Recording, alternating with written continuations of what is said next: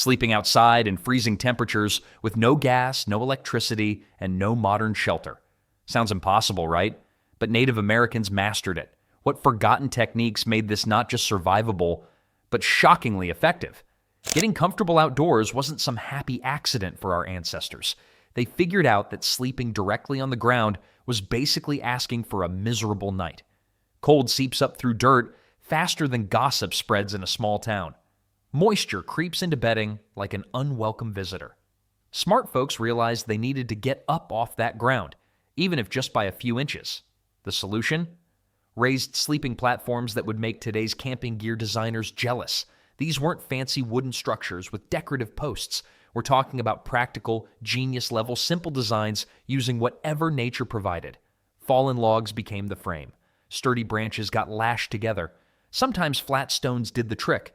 The goal was always the same: create a barrier between your body and that heat-sucking earth below. But here's where it gets interesting. A bare platform is still pretty uncomfortable, right?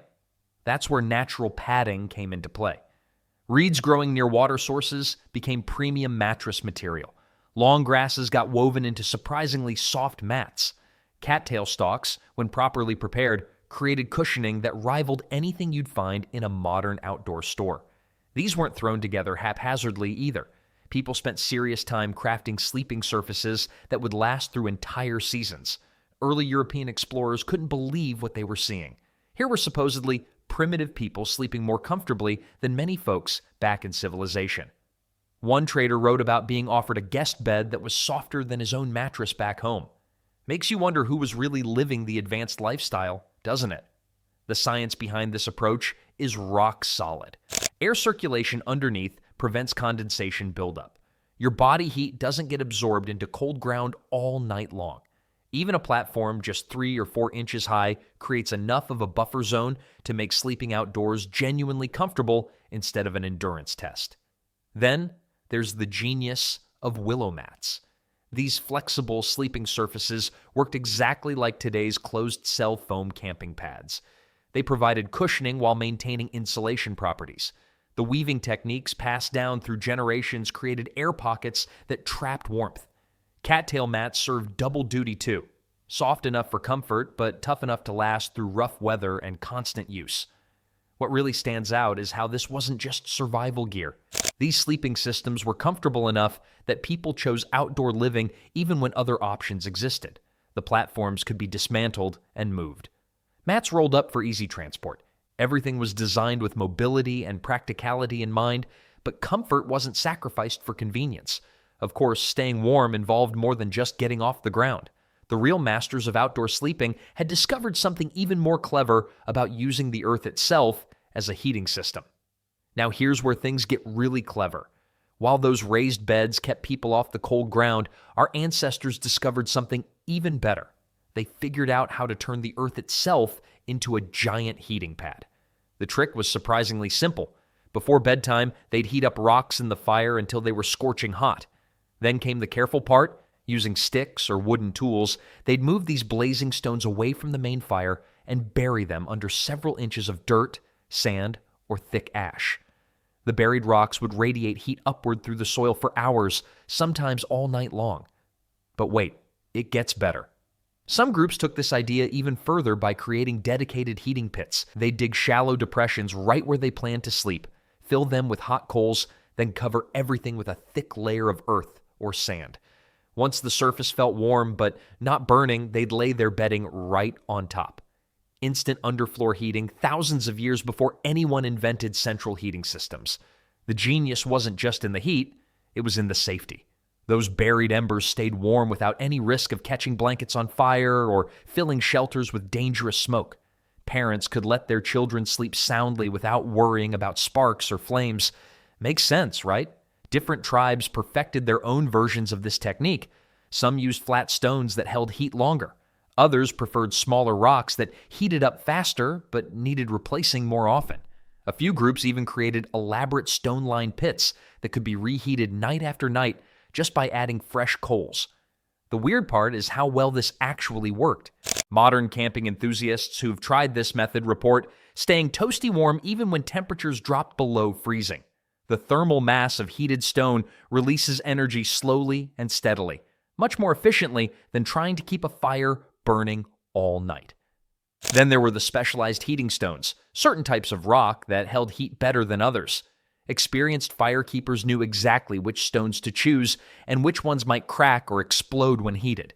They'd test rocks by heating small pieces first, learning through trial and error which ones made the best overnight warmers. Some groups even developed portable versions of this system. They'd heat stones during evening fires, wrap them in thick hides or grass bundles, then carry these natural hot water bottles wherever they needed extra warmth. Talk about ancient technology that actually worked. And the best part? Unlike keeping a fire burning all night, heated stones required no maintenance, produced no smoke, and couldn't accidentally spread flames to nearby materials. But even with these ingenious heating methods, our ancestors had another trick up their sleeves, one that involved disappearing into the earth itself. Now we're talking about taking warmth to the next level, literally going underground.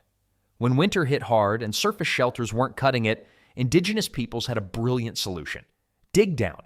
Pit shelters sound basic, but these weren't just holes in the ground. Think engineering meets survival instinct. People would excavate circular or rectangular pits anywhere from 3 to 8 feet deep, depending on soil conditions and group size. The deeper you went, the more the Earth's natural insulation kicked in. Here's where it gets smart. Once the pit was dug, the real construction began. Thick layers of bark got pressed against the walls. Birch bark worked great because it's naturally waterproof. Pine boughs, cattail mats, and dried grasses filled any gaps. The floor received the royal treatment too, with multiple layers of organic insulation creating a surprisingly comfortable sleeping surface. But the genius part? Earth itself became the ultimate climate control system. While surface temperatures swung wildly from scorching days to freezing nights, underground stayed remarkably stable. Soil acts like a massive thermal battery, absorbing heat during warm periods and releasing it slowly when things got cold. The structures weren't just functional, they were downright cozy. Small fires could burn safely inside because proper ventilation systems were built right in. Smoke holes positioned just right let harmful gases escape while keeping precious heat trapped below ground level. Some communities got so good at this, they created elaborate chimney systems using carefully stacked stones. And the weird part is how social these spaces became. Entire families would pile into shared underground chambers during the harshest months. Multiple pit houses connected by tunnels created underground neighborhoods. Archaeological evidence shows some winter villages had dozens of these subterranean homes clustered together, complete with shared storage areas and communal gathering spaces. Construction varied by region, naturally. Plains tribes used different techniques than forest dwellers or coastal peoples, but the core principle stayed constant. Get below ground where Mother Nature provides free insulation and protection from brutal winds. The temperature difference was dramatic. While surface dwellers dealt with bone-chilling drafts and temperature swings, people sleeping underground enjoyed steady, moderate conditions. Even when blizzards raged overhead, families stayed warm and dry in their earth-sheltered homes. Let's not forget the practical benefits beyond warmth. These shelters were nearly invisible to enemies and protected from seasonal storms that could destroy above-ground structures. They required fewer materials than large surface shelters and could last multiple seasons with basic maintenance. Modern earth-sheltered homes use identical principles, proving our ancestors understood thermal dynamics better than most people realize. Scientists measuring traditional pit shelters find they maintain temperatures 15 to 20 degrees warmer than outside air, even without active heating. Yet even the coziest underground shelter needed proper bedding and insulation to maximize comfort. Which brings us to another crucial element of staying warm: the strategic layering of materials that touched human skin directly. Getting the cold ground problem sorted was just step one. But what happens when icy wind cuts right through your shelter? Well, our ancestors had figured out something that modern outdoor gear companies spend millions trying to replicate. Animal hides weren't just thrown on randomly like some camping afterthought. This was precision engineering using fur, skin, and a deep understanding of how warmth actually works. The strategic layering system they developed could keep someone comfortable in temperatures that would send today's backpackers running for the nearest hotel. Here's where it gets interesting. The outer layer had to be tough, Think elk hide or bison skin, something that could block wind and shed water. These weren't your soft bedroom blankets. They were weatherproof barriers that formed the first line of defense against the elements. But the magic happened underneath. Rabbit fur, beaver pelts, or deer hides with the hair still intact became the insulation layer. The trapped air between all those tiny hairs created natural down, warming up from body heat and staying toasty all night long. Makes sense, right? It's the same principle your winter jacket uses, except these materials had been tested by thousands of winters. Then there's the positioning factor that most people miss entirely. Furs weren't just piled on top like a messy heap. The hair direction mattered. Smooth side against skin prevented chafing, while the fur side faced outward to trap maximum air. Some tribes would even angle different hides to channel moisture away from the body while keeping heat locked in. And the weird part is how they adjusted this whole system seasonally. Autumn might call for 3 layers, while deep winter demanded 5 or 6 different hides, each serving a specific purpose. Spring meant peeling back to just 2 layers, and summer might require only a single light covering. But here's what really blows your mind. Modern laboratory testing shows that properly layered animal hides can provide insulation values that rival synthetic sleeping bags rated for sub-zero temperatures. These weren't primitive people making do with inferior materials. They were using some of the most advanced insulation available on the planet. The durability factor puts modern gear to shame, too. While your expensive camping equipment might last 5 years with careful use, well-maintained hides could serve families for decades. They could be repaired, retreated, and passed down through generations. Different animals provided different benefits throughout the year. Thick winter coats from animals like bears offered maximum warmth during brutal cold snaps. Lighter hides from summer animals worked perfectly for milder weather. Nothing went to waste, and everything had its season. Yet even the most perfectly layered hide system had one weakness. It only worked if you could share that warmth efficiently. The real breakthrough came from understanding how human bodies could work together as living heaters. Anyone who's ever huddled around a campfire knows something magical happens when people get close. That same principle kept our ancestors alive during brutal nights when the temperature dropped below freezing, and staying warm meant the difference between waking up or not waking up at all. Families didn't just sleep near each other by accident. They created what scientists today call thermal microenvironments, basically turning themselves into human heating systems. The math is pretty simple.